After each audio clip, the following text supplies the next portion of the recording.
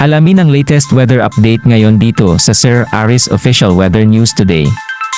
Pa ring napapalakas o na-enhance nitong dating bagyong si Enteng ang southwest monsoon o habagat na nakaapekto ngayon sa buong bahagi ng Luzon na kung saan ngayong gabi habagat pa rin po'y magdudulot ng bugso-bugsong malakas sa mga pag-ulan sa bahagi ng Pangasinan, Zambales at Bataan. Kaya doble ingat pa rin ho sa ating mga kababayan dyan sa banta ng pagbaha at mga pagguho ng lupa.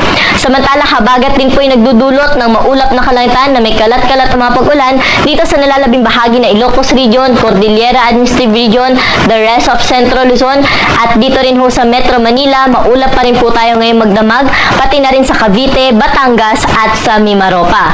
May mga pag-ulan pa rin ho tayo naasahan sa mga nabanggit na lugar pero ito po ay mga light to moderate rains na lamang. Samantalang dito ho sa nalalabing bahagi na ating kapuluan, partikular na sa Cagayan Valley, Bicol Region, the rest of Calabarzon, Visayas at Mindanao, ngayong gabi ay maaliwalas ho ang panahon o generally bahagyang maulap hanggang sa maulap lamang ang kalangitan. Kung may mga pag-ulan man hong maranasan, ito ay panandaliang buhos lamang dala ng mga localized thunderstorm. Samantala, may minomonitor ho tayong low pressure area nasa labas ng ating area of responsibility.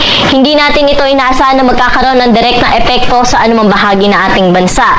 Ngunit ang ating binabantayan ay itong cloud cluster po sa may silangang bahagi ng Luzon na kung saan ay may potensyal na maging isang low pressure area sa mga susunod na araw at hindi rin ho natin nirule out yung possibility na maging isang bagyo.